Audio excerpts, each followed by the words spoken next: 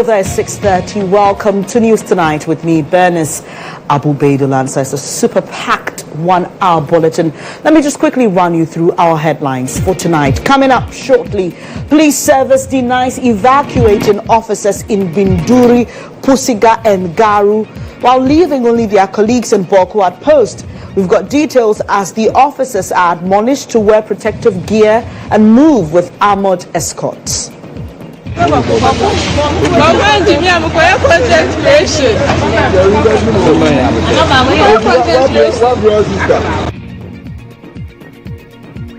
We'll be engaging a security analyst on this matter as Otumfuo resumes mediation of the Bawku crisis from April 28 to May 1, 2025. Also, Kumasi Mayor under fire for threats to flog adamant traders who operate along pavements in Ketia Market. We'll be live with the traders who are appealing for a softer stance. And Chamber of Mines demands open and transparent discussions into future of Goldfields Damang mine following government's rejection of lease extension request. And in business, Ghana expected to receive fresh disbursement of $370 million from IMF under ongoing 3-year extended credit facility program.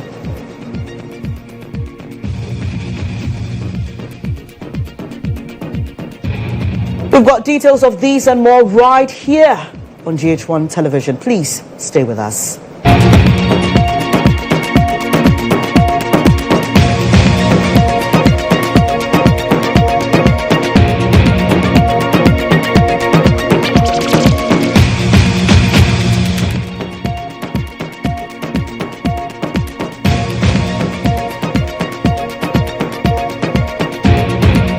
I'm grateful for your company this evening. We start off with Insight.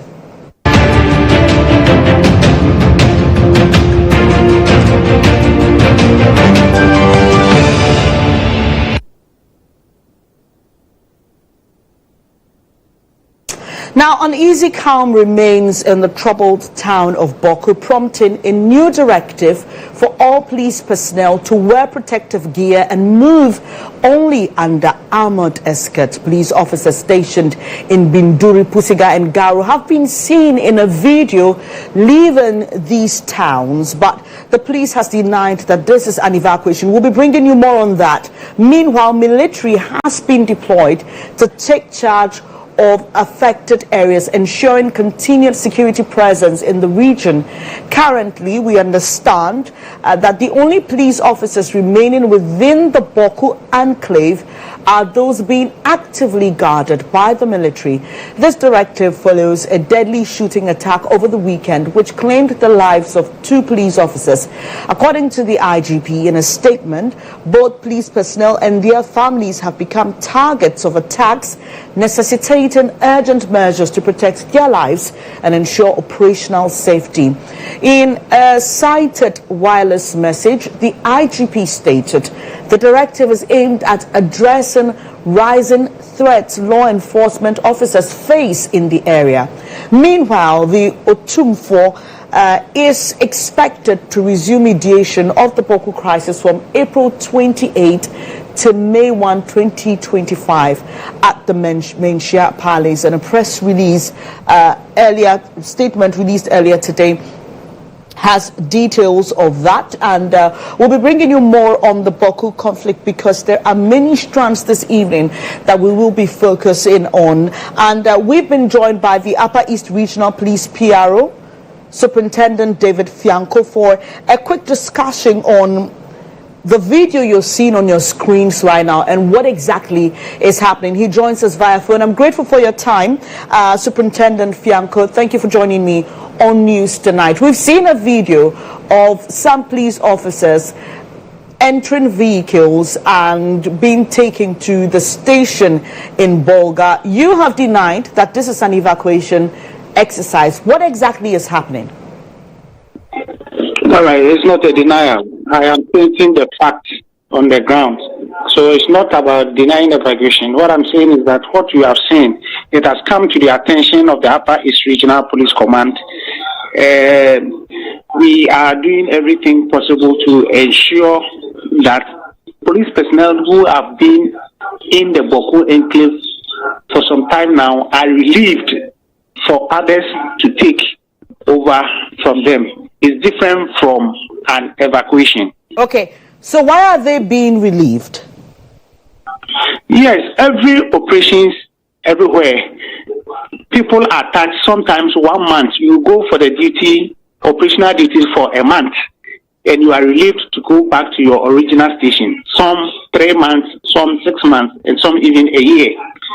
And this is what has been ongoing in every operation that police participate, and Bawku is no exception. Right. Today, some personnel are also relieved for others to also go and take over.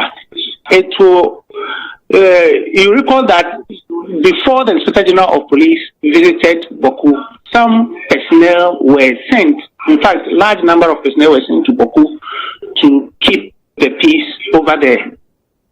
And today, those who have been there for a while are also given permission to also visit their family and go back to their original stations, whilst others are on the ground also ensuring they protect lives and property. So if I understand you perfectly, these officers are not officers who are originally working in the Bawku area. They came for a specific operation and they are done with that operation, for which reason they have to leave the place. That is the fact. All right. Now, help me understand, what is the procedure? Do you let your officers leave an area before you send a new contingent, or the new contingent has to go first before those who are expected to leave do so? Each operation and how the relieving duties are done. But I've just told you that some personnel were added to personnel in Bawku just about a week or two before the Inspector General of Police visited Bawku without taking numbers out. This is the time that some personnel who have been there for some time now are also relieved to go back to their original stations. Bawku, as we speak now, is an operational area. Right. So people who come there, they go there on operational duties. And operational duties, you don't stay as okay, so you are in the original station. So I'm getting mixed signals here. So in one breath you talk about people getting permission to go and see their families. In another you say that these people, some of them came when the IGP was coming over, and so they had to leave. And in another breath you are saying that they came there. No. So is it a mixed bag of all these? The people we see leaving were specifically people who came there for the IGP's visit? Please, you listen to me. You want to find out what is happening currently about people you have seen on video leaving. Exactly. And I am telling you that the police personnel who you have seen leaving Bawku as of now, they are being relieved. I gave you an instance that some personnel have been sent to Bawku just a week or two ago. It's now time for those who have been there for a month, 3 months, or a year. They are also to go back to their various original stations to be with their family, whilst other personnel are on the grounds doing the job. So as we speak, sir, do you have police officers in Pusiga, Garu, and Binduri? Yes, operational plan changes. If you don't see them at the snap checkpoints, you will see them on patrol duties. So there are personnel in every area of Bawku operations. No evacuation has been done, as far as I am concerned. All right. Yesterday we heard from the Kusok Traditional Council. They commended the IGP for his visit to the area, but they were asking that police officers should be asked to resume duties. From what I understand, Binduri, Garu, Pusiga all belong to the Kusok Traditional area. I understand that in Bawku, the officers are still there. What is the response to that request by the Traditional Council to have the officers resume duties, indicative that there was some restriction? I am only the regional public affairs officer for the Upper East Regional Police Command, and I have a specific mandate to speak about the issues in the region. Right. If it goes beyond the region, there's a national. We have Director General Public Affairs. Right. But I perfectly understand you, Superintendent. I'm just asking if anything of the sort has come to your attention, and if you know if there has been a response to that. Yes, I'm saying that I am the Public Affairs Officer of the Upper Regional Police Command, and what I have a specific duty to do is to clarify to you that there is no evacuation in the Bawku enclave in the entire Upper East region. What you are seeing is a relieving duty, which is normal in all operations. Okay, finally, before you go, your men in the region have been asked to wear protective clothing and also ensure that they move around with escorts. Has this information gone down well with them? Do they have what they need to be able to adhere to this directive? Yes, Bawku is an operational area, so before even these directives came, the police personnel are aware, just that it's being intensified so that personnel awareness will be on it.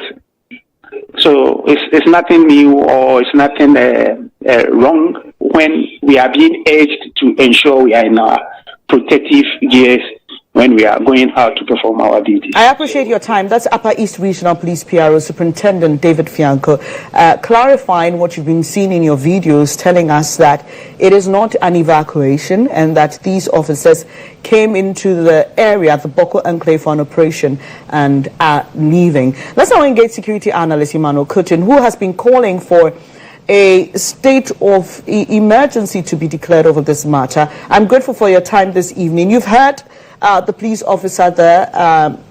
He speaks for the command in the region, and we also know that the IGP has asked that personnel in the area do not move without an escort and also must be in protective gear as they work. What do you make of these latest developments from the last time we spoke yesterday? Well, thank you for having me. A very good evening to your cherished viewers. In fact, the situation is becoming murkier by the day. And if you listen to the police PRO, some of his comments are not helpful. In a conflict situation like this, we need the full value, the truths and not half truths. I have spoken to personnel within the enclave who have indicated that indeed they are leaving the Bundure, Pusika, and the Garo areas to the divisional command. So if the whole PRO is telling us it's not the case and it's operational reasons, in an active conflict zone like this, you have to bring the personnel that are relieving those who have overstayed their welcome. You don't remove those who are there to create that vacuum. If you create that vacuum, for Christ's sake, you are giving a free-for-all fight. And that will not be helpful in the overall value chain of the security protocol. Second, I've always thought, and I still maintain that the police have lost their partiality in the Bawku conflict in its entirety, given the counter-accusation from the feuding factions and from the personnel themselves. If peacekeepers are now being haunted, it means that they have overstayed their welcome. And the earlier we deploy stricter security protocols to regain the law and order in the situation, the better. That's why I'm still calling that if you have a volatile situation like this, for Christ's sake, it's the military that you need to come and clear the mess. The police can come back and probably look at the social cohesion and trust burden. we have to also be mindful of the ethnic dynamics. Right. We know that some ethnic groups are competing over who is the rightful chief over the area. But when we are deploying personnel, we have to make sure that such personnel don't come closer to the conflict zone. For example, if you deploy people from Tamale or from Chiraponi or around the Bolga or from Navrungo area, you are bound to have some kind of nuances in terms of impartiality. So I am calling on the security agencies to come forth with the truth so that we can help activate the necessary security strategies to bring lasting peace in Bawku. Mr. Kutin, please hold on for me. Let me just engage an eyewitness. I'll come back to wrap up with you. Let's engage an eyewitness who prefers to remain anonymous for security reasons. And I'm grateful for your time this evening. Now, you saw these officers leaving Pusiga, Garu, and Binduri. What exactly was their countenance? How did they look? Were you able to pick from them what exactly the reason was for their exit? As we are speaking, for them leaving, their reason is simple. They are saying that they came there to protect the people, but if they come there to protect the people and they are rather being killed, it's better they leave the place. This comes to mind just because of the last 2 days, the two policemen who were shot at Binduri. Even though it's far from Bawku, but you could see where it has happened, Binduri. So all the police personnel, that are within the Bawku, Garu, the Pusiga, then Binduri, they all fear for their lives. So due to that, they've exited the place. But we are also learning that other government officials are leaving. Can you confirm that? Yes. As it stands now, nurses and teachers, most of them have left the place. The reason is simple. Now that these things happen, they have banned the use of motorbike and other tricycle and other means of transportation, which is mainly used here. The use of cars is not that much. It's only motorbikes that they use. And if your workplace is far from your home and you can't use a motorbike and you have to walk, sometimes you have to leave the workplace around 3. If you have to walk before you get home, if you just curfew hour will catch up with you on the way, where will you sleep? So most of them left the place, especially the nurses and those trained teachers who are just posted to do their national service. Most of them said they will not go to that enclave, the Bawku enclave. So how are students coping? How are students coping and people who need health care? What are they doing? As for health care delivery, I think there's one hospital, Vineyard, which is a private hospital. I think it is still operating within the Bawku area, but the Bawku Presbyterian Hospital, it has closed down. That was 2 weeks ago. They closed it down. No work is going on there. And the nursing training college has also closed down. Since last year, their students have to come to Boga Nursing Training College to write their exam and do other practicals. If you could remember, last year they came and wrote their exam and they were going back. There was attack on them. Some of the students were being shot. So due to that, that school too have been closed. Finally, sorry, we're pressed for time, but finally, do you see military presence in these 3 communities where the officers have left? Yes, there's military personnel around. Even not all the police personnel, but few are around, but the military are there to help those who are around to maintain law and order within the areas. But surely, I believe those people to retire, they will also leave. Because the indigenous are calling for different people to come to the community. Because it's like these people have been to the community for long and it's like they are now taking sides with other factions, making the fight not to end today. So the indigenous want some of them to leave so new people will come who will be don't know anything about what is happening. I'm grateful for your time. I'm grateful for your time. So that's an eyewitness who's joining us. He saw the police officers leaving in their buses, and he's just been sharing with us what their countenance and what he was able to tease out from their conversations. But let's get onto the phone lines and speak to our reporter who's currently in Bawku, Idrisu Kasim. He'll be sharing the latest with us in Bawku. So Idrisu, good evening to you. Thank you for joining, and let me know what the current situation in Bawku is like with regards to what we are hearing about police personnel leaving the enclave. All right, so good evening. Currently, Bawku, as you already reported, majority of the police officers are leaving the town. We try to talk to them to know their reason, the decline, that we can talk to them. And the one who just spoke to you, most of them, we don't actually know their reason. So the community themselves, after yesterday, the traditional council release, we were expecting to see some changes today. But as it stands now, the military are only visible in town, but the police personnel are not visible in town. You hardly see them patrolling. No, you can't find any police officer patrolling. You can only see their ammo car be going to buy fuel or doing something, but not normal patrol like we used to see. And quickly, Idrisu, tell me how residents are reacting to this latest development. The residents are still unhappy about the situation now, but what they are calling now, they are calling for the removal of the regional police commander, who is ASP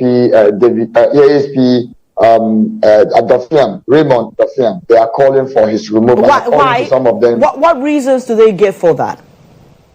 They believe he's behind the happening in Bawku currently. According to some of them, he instructed his boys to cause the shooting of one Fuseni guy that brought up all these attacks in the area. Yes. I'm grateful, and that's our man in Bawku, Idrisu, there, giving us some really insightful information there. So wrapping up with our security analyst, Emmanuel Kutin, let me just put it directly to you, and if you can be as brief as you can. We've just heard from our reporter that some of the residents are calling for the removal of the police commander. They want him to leave. Now, let's say here that we cannot verify their claims, but in these matters, public perception matters, doesn't it? Yes, indeed, perception matters. And I was even the first to call for his removal. He's my very good friend. You know, he comes from Navrungo. That's why we are talking about ethnic sensitivity when we are deploying security personnel. It's not that he has done anything wrong. As far as he has lost the trust and confidence of one side of the feuding faction, he loses his ability to be able to bring law and order in that enclave, because anything he does will be viewed in a particular way. Right. And you see, when you listen to the eyewitness statement, it vindicates my statement that familiarity breeds contempt. If you speak to most of these personnel, they've been in Bawku for over a year or two, which is very unacceptable. So I think deployment in that area should have a nationalistic outlook. Right. But I still maintain that the National Security Council needs to meet as a matter of agency to review security strategies in Bawku so that they can create the enabling environment for the Otunfo-led team to be able to kickstart the mediation process. Bawku is no longer a mere chieftaincy crisis. It has assumed a national crisis situation as we talk. I'm grateful for your time this evening. That's Emmanuel Kutin. He's a security analyst sharing his thoughts with us on the current development in Bawku and what must be done in order to resolve the decades-old conflict. You're watching News Tonight. That'll be all for Insight.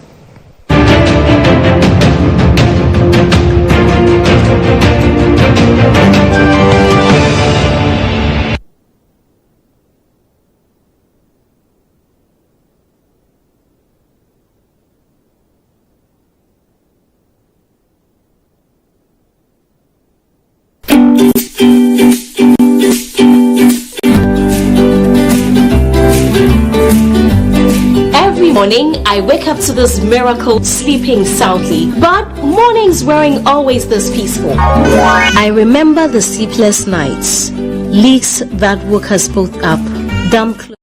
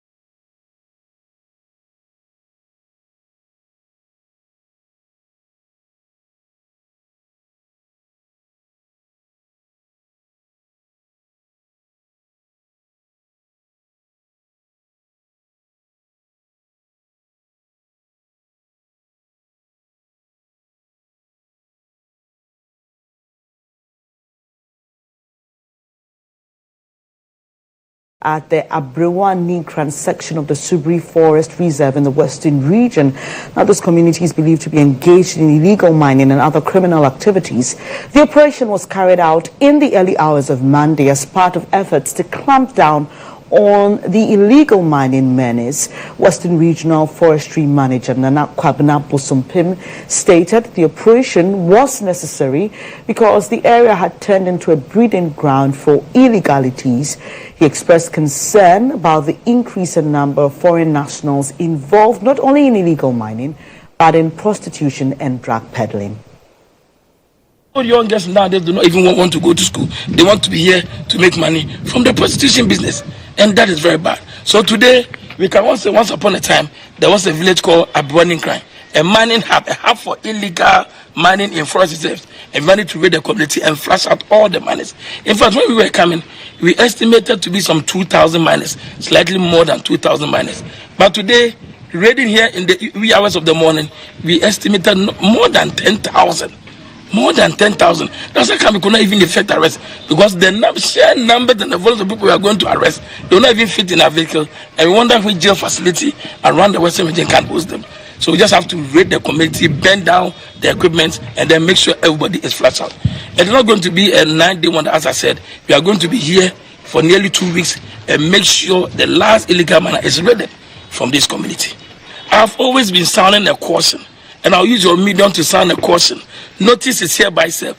I want all the miners to get out of this community, get out of the forest reserves, get out of our rivers. If you do so, we will live in peace.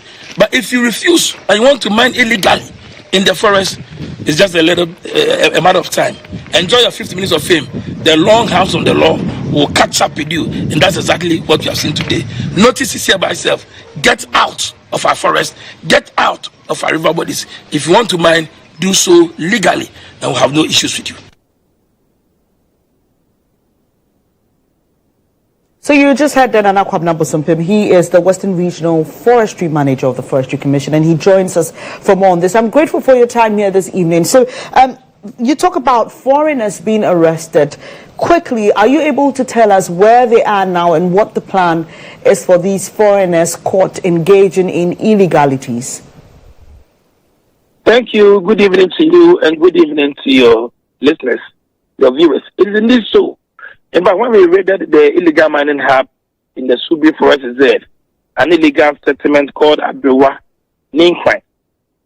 we estimated, based on our intelligence, that there were going to be slightly more than 2,000 miners within that illegal settlement. When we got there, to our utter shock and dismay, there were nearly 10,000 miners inside that enclave. And these 10,000 miners, there are people who are directly involved in the illegal mining activity. There are people who have also come into the community because of the economic prospect related to illegal mining, prostitution, drug, narcotics sale, and the like. But in analysis of the people we encountered in the forest, there were a lot of people from the sub-region.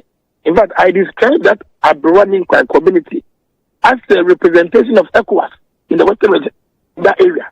Because we found people from Niger, people from Mali, people from Burkina Faso, people from Cote d'Ivoire, people from Togo, and a lot of people from Nigeria. All of them engage in some aspect of the illegal mining. Are you convinced? I'm sorry, Nana. Are you convinced that all of these persons were arrested? Did some of them flee? Oh, a lot of them fled. A lot of them fled, because when we stormed the community, we initiated the operation yesterday at dawn. Around 12 midnight, we left our station to the village, and we got there around 3 a.m. So we swooped in on them on surprise, and we both collected feedback. So how many of these estimated 10,000 people are in police custody as we speak?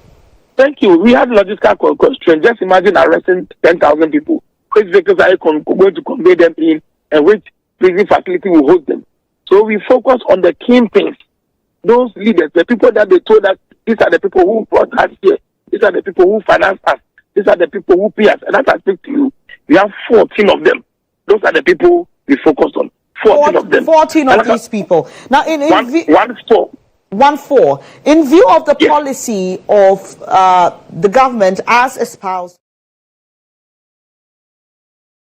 have these people been processed for court, or they're being processed for deportation? Are you able to tell us? Well, we embarked on this operation just yesterday. Today is the second day. and we're still on the operation. So definitely, once we arrest them, we'll hand over to the police, and then the police will take charge of the necessary actions so that we can focus on the operations inside the forest. Now, I see, per the videos we're showing now, some of these people are being allowed to pack out. I get a sense that you found a way of probably separating the criminals from those who are just residing in the community and allowing those people to pack out. Indeed. Is that what exactly happened? No, please. Indeed, when you get into the community, you wouldn't see a distinction between a criminal and an innocent person. You will not see a distinction between a minor, an illegal minor, or somebody just residing in the community. In fact, everybody there is involved in an illegal activity, one way or the other. Some are there for the illegal mining inside the forest because the community abuts the forest. It's a friend community. They share a border with the forest. But we were surprised to see human trafficking, the trafficking of young girls and women. And that's why I'm wondering, I'm sorry, Nana, that's why I'm wondering why these people are being, it's almost as if the people that you encounter, let me land, please. The people that we encounter, these are minors, people from 14, 15 to 18, minors. The real traffickers managed to abscond. We didn't know whether they were in the community at the time we got there, but they'll tell you, oh, my madam brought me. Where is your madam? And she left to visit her husband. Where is your madam? She's gone to the nearby village. So you arrest innocent people, you get information from them, and you don't know who are the madams who traffic them to Nigeria to come and engage in prostitution here. Sorry to interject again. So these people we are seeing, some of them carrying mattresses, freezers, and other personal belongings, have they been asked to go back to their countries? Or what exactly is happening? Are they finding themselves back into the Ghanaian society and system? In fact, when we went there, of the estimated 10,000 people, we can say we got a leader, a lady inside the forest, who has a registry of the Nigerians inside the area. And you could tell us that there are about 300 to 400 Nigerians in there. You could estimate 40 million. So this numbers. But at the time we got there, they had all mixed into it. And it's unless the person speaks that from the accent, either English or any other language that he speaks, they get to know that the accent doesn't look Ghanaian. So this may be a foreigner. You go to the person, interrogate him, and he will tell you how he or she got into that forest French community. Right. So that's how I'm sorry. I'm sorry. It appears I'm rushing you. Apologies for that. But I'm just a bit concerned about the fact that these people may find themselves back into the forest or any other community within Ghana. What are we doing to ensure that does not happen? Well, at the moment, they found a safe haven in the western region, in that particular forest called Abu-Baidoo, and another neighboring community that they call Jerusalem. But as I speak to you, that community or that settlement is no longer there. If you've seen the videos, the community has been raided. All the makeshift structures that were serving as rooms for the miners, that were serving as hotels, that were serving as cartels, have all been raised down. And the whole place, as I speak to you, is just a flat surface. The same with the next community called Jerusalem. So now there is no haven for them. But predominantly they were Ghanaians. Although we saw indigenous from the South region. Almost all of them were Ghanaians. And predominantly these are people from the Upper East, Upper West, Northern region, the Savannah region. Even chance of a lot of people coming from Bawku area, Bolga and Bawku area. They see their phones, look into what they do inside there, and they'll tell you they are here to work, to repatriate money back to Bawku to finance the conflict. Interesting. To protect their family. Interesting. So, yes. Have you engaged the police at any point in this? Because I know that you carried this out with the military. I'm asking about the police because of the twist this conversation has taken now, having to do with profiling these people and ensuring that they don't find their way back into the forest or into any community to foment trouble. I can assure you that for finding their way into the forest, for that particular location, it will be impossible for them to get there. But definitely not only the police, they are even engaging the immigration because of the foreign nationals who are involved in these things. But interesting, I can tell you, just some few meters from the community is the police barrier. Right, Nana.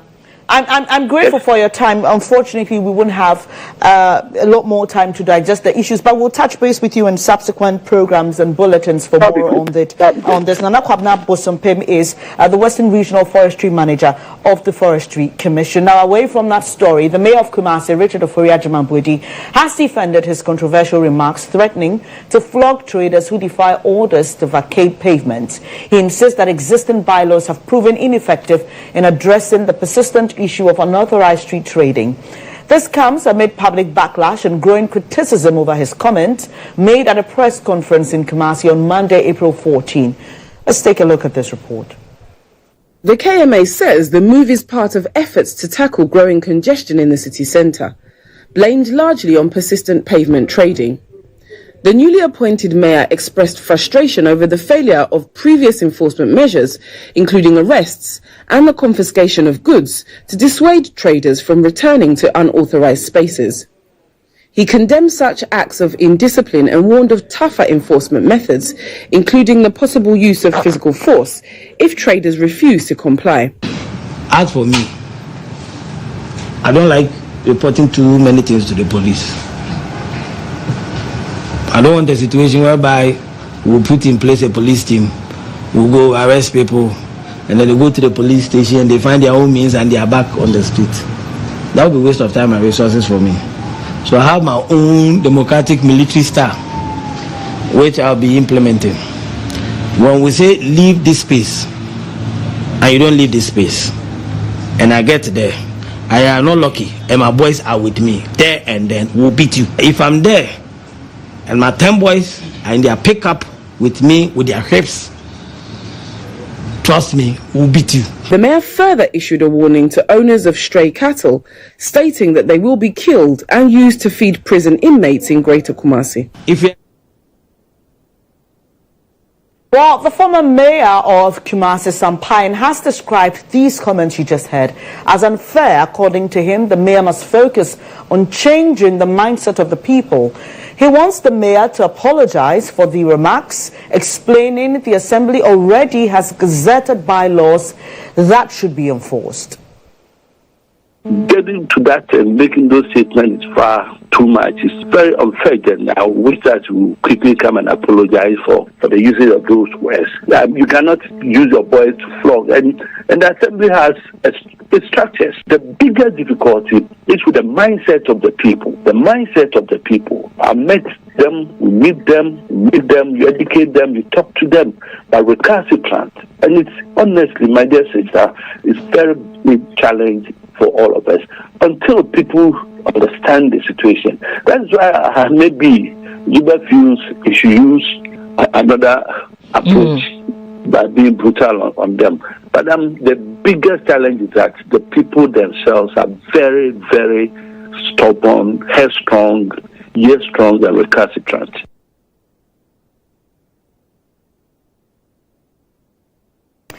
Well, the new KMA mayor, Richard Ofori-Agyemang-Boadi, earlier speaking on Star FM, says that the assembly has exhausted all lawful measures, including arrests and confiscation of goods, but traders continue to return to unauthorized trading spots.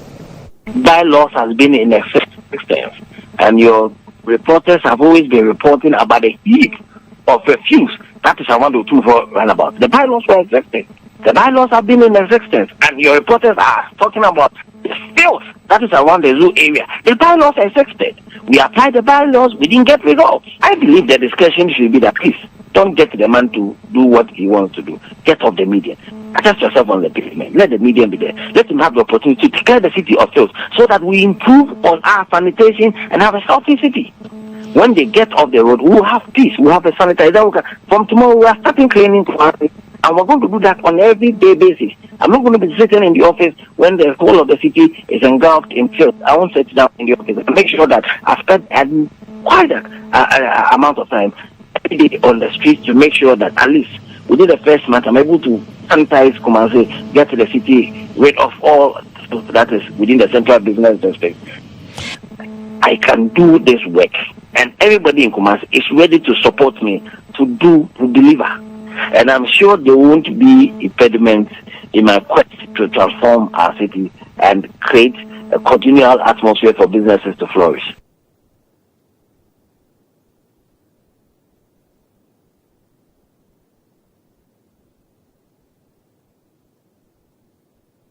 Well, we'll be bringing you more on that, especially with reactions from the traders in subsequent bulletins. But it's now time for business news.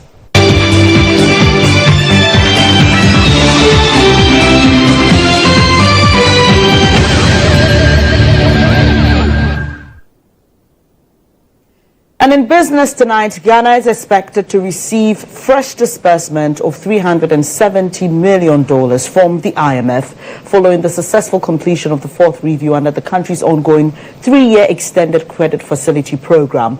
The announcement was made after a staff-level agreement was reached between the IMF team led by Mission Chief Stefan Rude and Government of Ghana.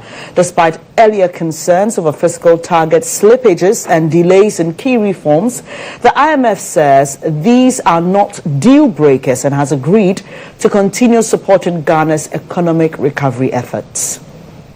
Economic growth in 2024 was also stronger than expected.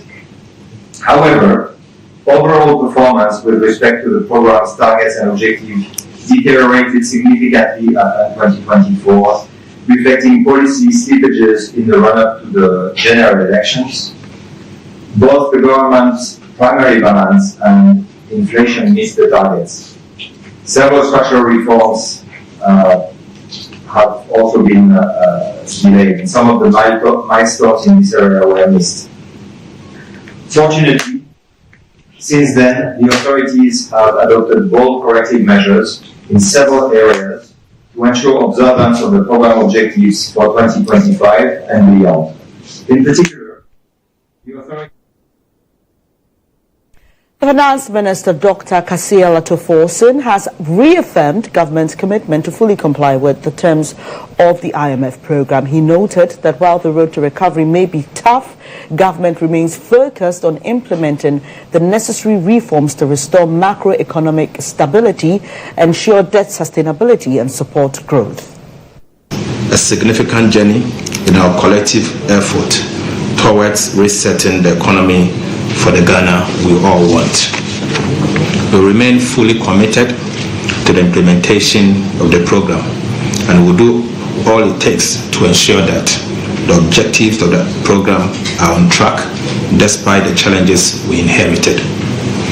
Although there were a number of structural benchmarks and quantitative targets under the program that were breached at the time we took office, we have worked tirelessly to reverse the situation. I want to use this opportunity to assure the Ghanaian people, the IMF, and the key stakeholders that I will personally lead the charge to ensure that these key conditionalities are met to ensure. In reaction, Associate Professor at the University of Ghana Business School, Patrick Isuming, has urged government to fully implement the Public Financial Management Act to restore discipline in Ghana's fiscal space. Though acknowledging the 2025 budget includes strong proposals to correct fiscal slippages of 2024, Professor Isuming warned that success will depend on consistent action. Since the budget was presented from the end of the year, we knew that we have missed some of the targets. The inflation target was missed, but I think what was more troubling was the fiscal slippages, as you mentioned. And when you read the budget, you realize that the current administration took really drastic steps to try and then correct the slippages and bring the program back on target. Generally, the big problem that we face is weaknesses in expenditure controls. That some leaders of MMDAs are able to commit the government without adequate funding. What the finance minister has been implementing is that now you need strict approval before any spending can commence. But we've had this kind of conversation before. We've had this kind of discussion before. But this time, I think you might have seen that recently they've passed the Revised Public Financial Management Act, yes, which includes specific punishment for people who flout specific aspect of public sector financial management. So we wait and see. I think on paper, that looks like a significant strengthening. But as you are alluding to, in Ghana, it's always the implementation. We should never applaud ourselves for passing good laws. It's whether we're able to implement it to the latter. So far, it seems like it's on course, but it's early days yet.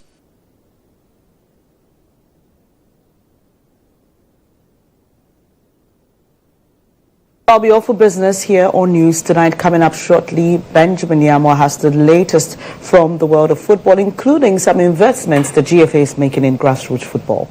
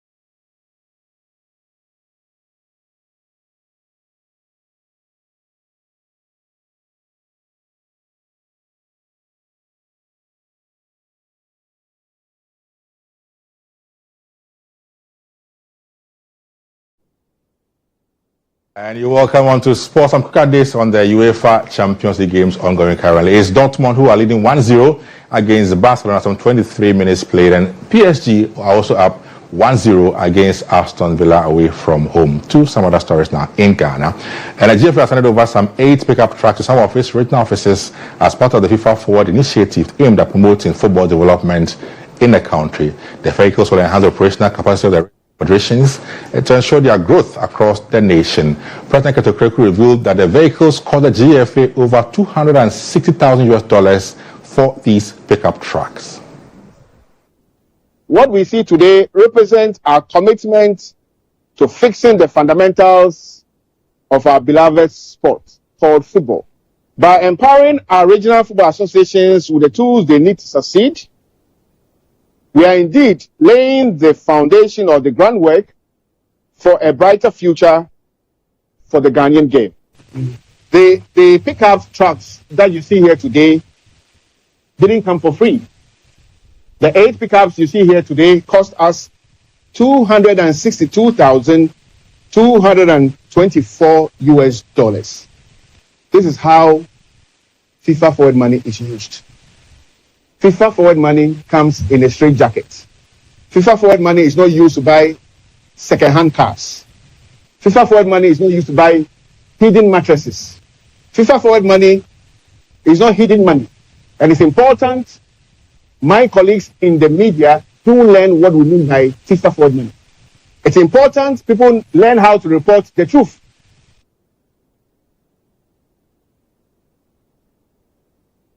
Now, the Africa Pro Federal revealed an investment of $100,000 into coast football as part of efforts to revamp grassroots football development in the country. The investment, he said, will go a long way in providing essential support to coast football teams nationwide. You want to have a very sustainable football ecosystem, one needs to pay attention to grassroots football and to ensure that there is enough and continuous investment in the sport right from the foundation of our game.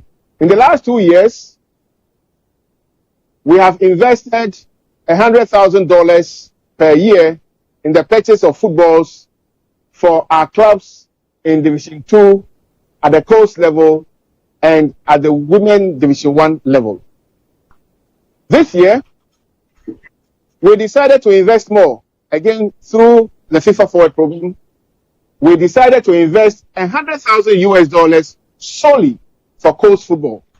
So that $100,000 will go to the purchase of footballs for our coast clubs in the regions. Beyond that, another $100,000 through the Forward program will go again into the purchase of footballs for Division 2, for Division 3, and Women Division 1 leagues across the country. From football, let's do some boxing news now, where the Ghana Boxing Authority in a communique is reminding all promoters whose event dates are due to submit several vital documents to the authority before the day of weigh-in. The listed documents include license, copies of the boxers fighting on the bill, all official fees, all verifiable medical reports, and a signed fit to box of the boxers. Now, all prices to the boxers as well need to be disclosed. Arrangements for ECG has been made on the day of weigh-ins, for which the promoter will bear the cost of 600 cedis per boxer. The thing released, signed by the GBA, reminds promoters that no boxer will be allowed to use names other than their real names to fight, and that there will be no additional inclusion of bouts on the night of the bout. The GBA says failure to adhere to these directives would result in cancellation of the entire fight, among other disciplinary actions that will be taken by the GBA. All this comes on the back of the death of a boxer at the Bukum Boxing Arena some few weeks ago.